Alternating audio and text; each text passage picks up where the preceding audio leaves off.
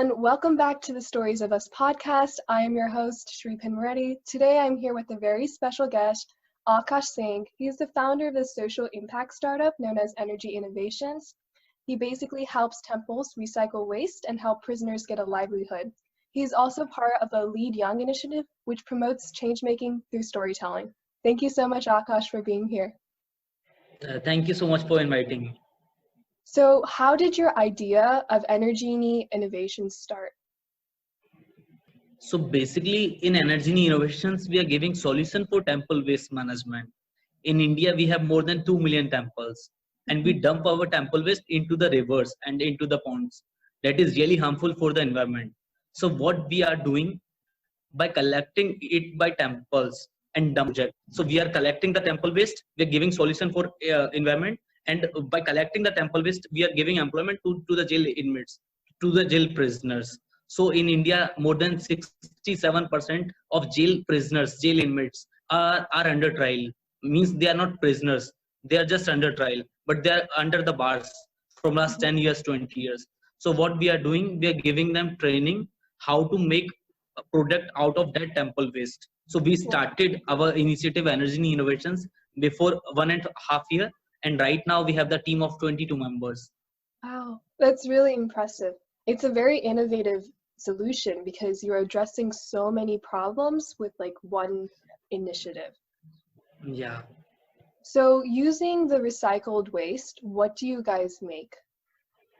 So what we are doing, we are changing the temple waste into concrete technology. So we are collecting from temples, we are collecting the incense stick ashes, we are collecting the nariyal husk. By mixing that incense stick ashes and nariyal husk, we are making the concrete technology product.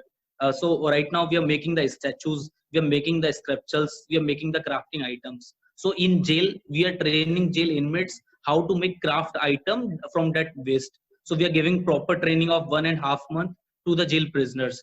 And some of the government authorities collect that temple waste and give to us, and we will provide to the jail inmates, and they will make product out of that temple waste.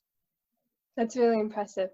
And what do you think, like people like you, social entrepreneurs, what are their roles in today's society? So today we need a lot of change makers and co-leaders. So basically, recently you're talking about change making and co-leading. Definitely, we are doing co-leading. So in co-leading initiative, we are making all people change makers. So in India and in this world, we really need change makers who can give solution for real problems. Yeah. What do you think is one issue that the entire world should be a little bit more aware of, and how do you think that awareness can help us solve back for that issue? So definitely, actually, there are many issues like Energy Innovations. We are solving a small problem of waste management. We have also some challenges like deforestation, like climate change, like population and money. But right now we are trying to solve some problems one by one. That's right. And my question is, like, your idea is very innovative, but I feel as if like in school, when we go to school, oftentimes it's always memorize and regurgitate. We just by heart all the information, right? So what do you think our education system, or is it some external like organization, can do to promote innovation in youth? Like how can we teach others to be more innovative? According to me, I think first of all, we need to empathize with the problems. We need to practice the empathy. So if we practice the empathy, we can understand each other more in a more better way. If we are talking about Indian education system, so there are many faults in Indian education system. So after completing my 10th, I dropped my school. I did not complete it 11th and 12th also. You didn't go to intermediate? No. Wow. Okay. Yeah. So after 10th, I joined the diploma engineering program. So there are just only 2 and 3% of people are daring to join the diploma engineering program. Like that time I thought I need to improve my skills, and I also work in some innovations. Like in diploma in engineering first year, I make a wind harnessing machine. So wind harnessing machine is an innovative project. How we can generate electricity by the help of wind energy. So basically in that innovation, I installs the windmills upon moving vehicles. So so for that I'm awarded by PMO. and after I make a smart irrigation sprinkler machine. It's a automated sprinkler machine. I made that my second year, and after that I make a cell power generating stick. So cell power generating stick is a device for old and physical challenges peoples. It helps in work, and it's also generate electricity in a eco-friendly way. Yeah. So tell me a little bit more about how engineering is solving a lot of these very big world problems, because you're going into engineering, right? So how is engineering helping social entrepreneurs and leaders and change makers solve these problems? Actually, truly, I joined the diploma in engineering for improving my skills, for learn about practical knowledge. That time I'm joining that diploma engineering, I'm thinking we can practice some mechanical things, we can practice some civil engineering things. But when I join, I see uh, they're just teachers coming, giving lectures and all. So nothing like this. Yeah, it's so many challenges there. I've always imagined that implementing, like taking your idea and putting it in the real world is a lot more difficult. Were there any problems or challenges that you had to overcome when you were implementing innovations or any of your other projects? So definitely in energy innovations, we solve a lot of problems. So in India, we have priests, we have like pujaris. So pujaris pray in temples. So then a lot of people say me, you are a technical guy, go sell your sticks, do some technical things, work on patents, work on innovations. While you are coming in this waste, you have a bright future. So after completing my college, I received placement in a Japan company in research and development field. But I left my but I leave my placement for starting energy innovations. So there are a lot of challenges, and after when I started energy innovations, there are a lot of scientists and people say me, you are going to be mad, why you are working on religious thing. So don't work on that, go work in technology, science, work in IT things. So it's really difficult to start energy innovations and to start work in something religious things. And that time I started energy, that time I'm just 18 years old. Oh wow. Wow. I know like religious stuff and like social things, it's very hard to change people's perspectives because they're like so set on you can only it's only done this way. And so it's very impressive how you are able to change perspectives and not listen to other people and just pursue what you're interested in. And to work with jail prisoners who kill 2 or 3 peoples, 5 peoples, and so some people are rapists also. And to work with the jail prisoners in the age of 18, it's really difficult. I need to practice empathy. I need to understand the way. That's something that's really, I found surprising because no one will think like, oh, I'm going to give these jail prisoners in a way a job, a livelihood, even though they might have done some horrible thing, but give them a second chance to actually improve their life. So I found that you must have so much empathy for them. So actually in this world, we really need to practice the empathy. There 69% of people are under jail are not criminals. They're just in small charges and they really need a one more chance. Yeah, that definitely makes sense. Giving people a second chance, that's really impressive. Yeah. Moving towards the Lead Young initiative, what is the mission of Lead Young? So in Lead Young initiative, we are covering the stories of young change makers, of young peoples who is doing wonderful things. Like some people are working on water projects, some people are working on sanitary projects, some people are working on hygiene. So we are covering that change makers stories. We are promoting them. I see. Yeah.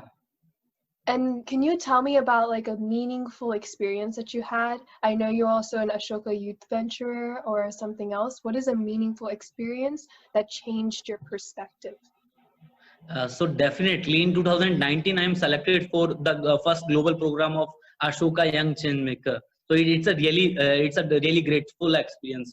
So I am one of the Ashoka Young Changemaker from India. And actually, you know who teach me to practice empathy first time? It's Ashoka. Really? Yeah. Wow. Last year Ashoka teach me how to practice empathy, and that time I'm thinking they're totally fool. What they are doing? Really, that time I'm thinking what they are doing. I am not going to practice empathy and all. I really don't want to practice empathy and all. And that time I leave Bangalore and I'm coming to my hometown that time I realized I'm practicing empathy.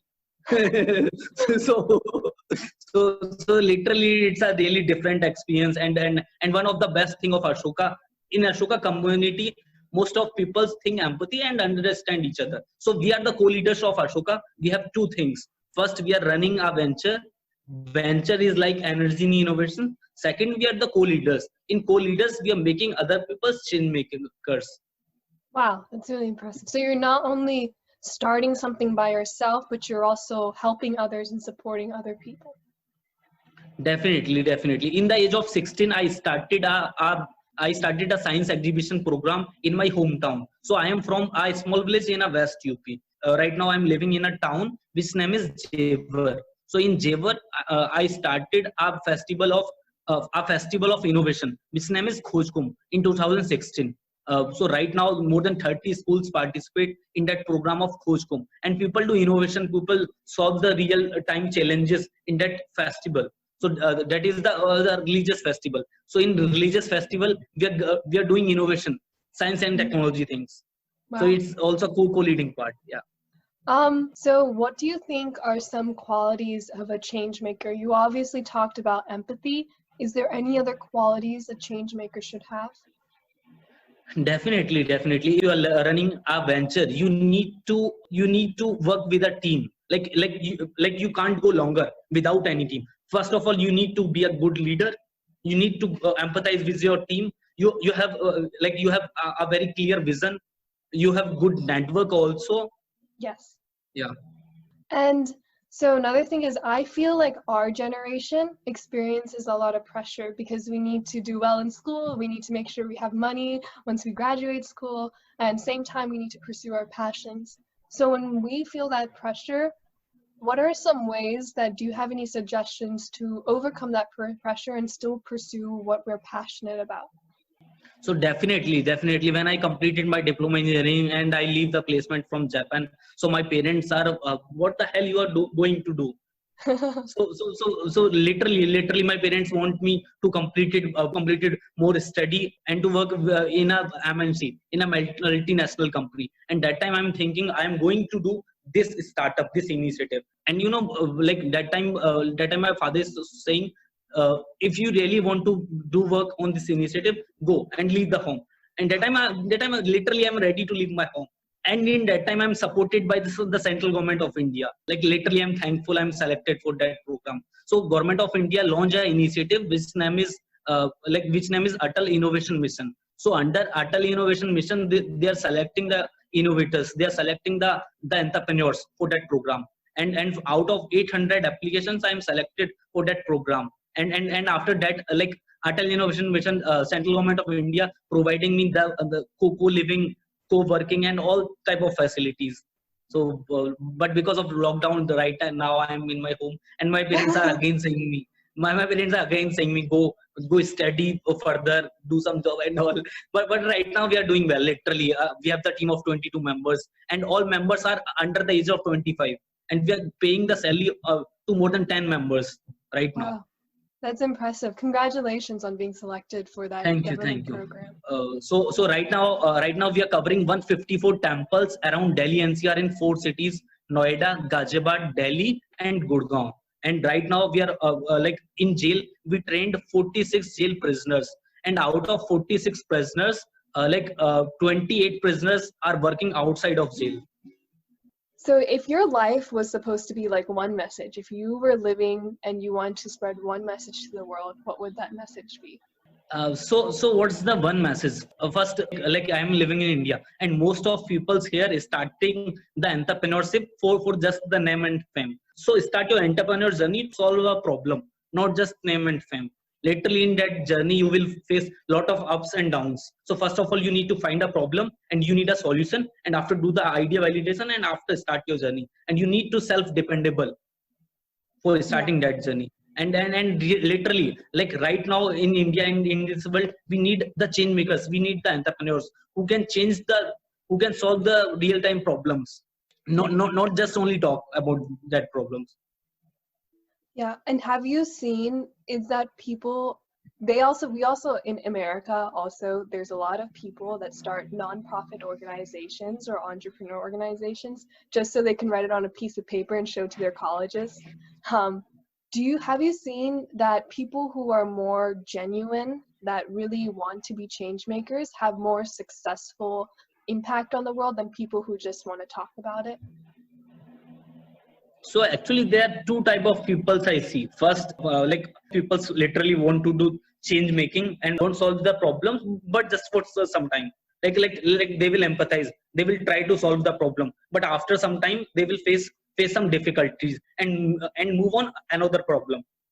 And there are second type of persons who solve a problem. Like I'm giving you example. In college, I work on 4 different projects, like wind harnessing machine, self-powered generating stick, and but right now from last 2 years I'm giving my time for just for energy innovation to solve one problem in a big scale. So we need that persons who can solve real problems.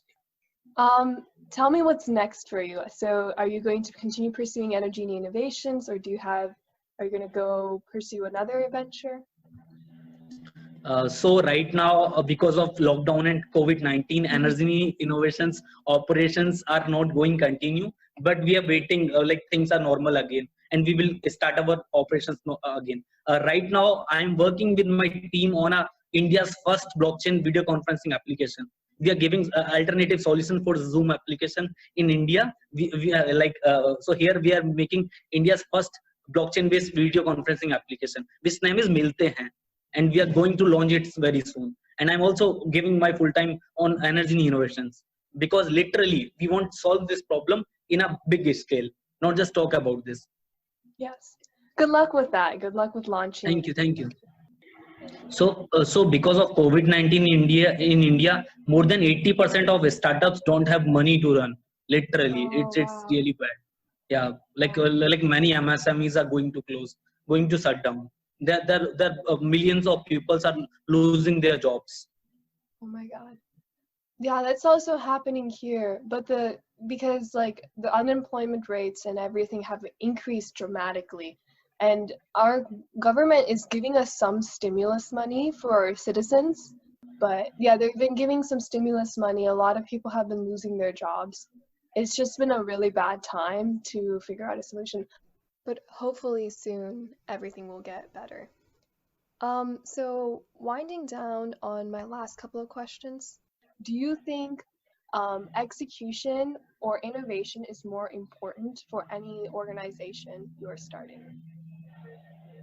So it's a really nice question. Execution and innovation both are different things. So there are a lot of innovators who will innovate that thing, but they will not implement that thing. First of all, we need to see a problem, and after we need to solve. That is called innovation. And after doing the innovation, we need to implement that innovation, and it's called entrepreneurship. So literally, we need more entrepreneurs. We need more problem solvers. Yeah, execution are more important than innovation, actually, according to me. Okay, good. Yeah. When you're working with other innovators or change makers, what is something that you have learned from other people? Like, I know a lot of people are leading different initiatives. What are some skills that you've learned from other people?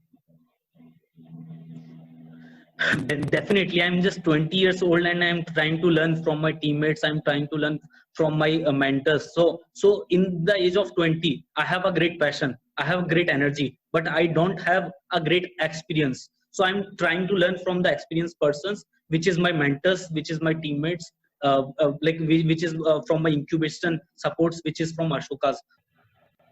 If your team has any issues, how as a leader would you solve it? Like, how would you solve any problems that are having, if you're conflict within your friends in your team, or there's an issue with your company? How do you approach that problem? So before Ashoka, if any of my teammates are coming late, so that time I feel so angry. Why you are coming late? Like, why you are coming late? See, the time it's 12 o'clock. You need to come before 10 o'clock and all. But after practicing the empathy and all, like if anybody of my teammate coming late, so that time I will ask. That time I will ask you complete your breakfast and or not. So they will say, no sir, I'm not fine. I'm not feeling fine. So that time I will say, first complete your breakfast and after we will start your work. So literally here for managing the team, we also implement the empathy. Mhm. Yeah. So it's like care for your people so they care about the project, basically. Definitely, because we are an initial stage startup, we are an initial stage venture, so we need to care about our people because we are not paying more. They are working like they are emotionally connected to us. They, Yeah. they are working for the initiative, not for us. Yeah. Those are most of my questions I had for you, actually. So thank you so much for your time, and thank you for being here. Thank you so much for inviting us. Hey everyone, thank you so much for listening into this episode with Akash. He's truly such a person with such great insight and so wise for his age. Today's big three are going to be empathy, innovation, and resilience. Starting out with empathy. Now, Akash goes big on empathy, and he says that that should be the main force motivating these social impacts and changes. Well, how do we build empathy? Now, that's the million-dollar question. The way that I think we should build empathy is to understand that all of us are similar in one way or another form. We are all human and share the same characteristics. And understanding those characteristics can bring us together. That's when we're more likely to understand people's different perspectives and more likely to empathize with them. Now, why is empathy important? Not only does it bring us closer together as a community, but it also makes us care for such social issues. When we start caring, we're more likely to bring about change and be stronger than ever. Next, let's go on innovation. Now, I always ask every social entrepreneur, is it innovation or execution more important? And that's because there might be a trade-off. The more innovative your idea is, the more harder it might be to implement into the real world because it might be a little bit more challenging. But making sure that innovation is also practical is really important. But when you're first starting brainstorming, make sure you consider all the crazy ideas you have. For example, Akash said that he tried to solve 3 major problems and it actually worked in the real world. He was able to get waste that often goes into wastewater, such as incense sticks and coconut husks, and he was able to get a source of production, which was the prison inmates, and he was able to make it into a product, which is like the sculptures and figurines. Now he was able to solve 3 of these problems with just one solution: environmental, economic, as well as prisoner livelihood. So truly it is very impressive, but make sure you consider the implications of your innovations as well. Lastly, let's talk about resilience. Resilience is making sure that you believe in yourself completely, that even though that you might fail and have some setbacks, you're able to overcome them and become stronger. For example, Akash's parents may not have necessarily supported his initiative, but he still believed in himself and believed in his initiative. And that's a part of the reason that it was a success. At the same way, we should be following our passions, but also understand the real world scenario. And understanding that real world scenario, if we believe ourselves, we can overcome any obstacles that the real world faces in front of us. Well, that's it for this episode. Thank you so much for listening, and as always, thank you for your stories.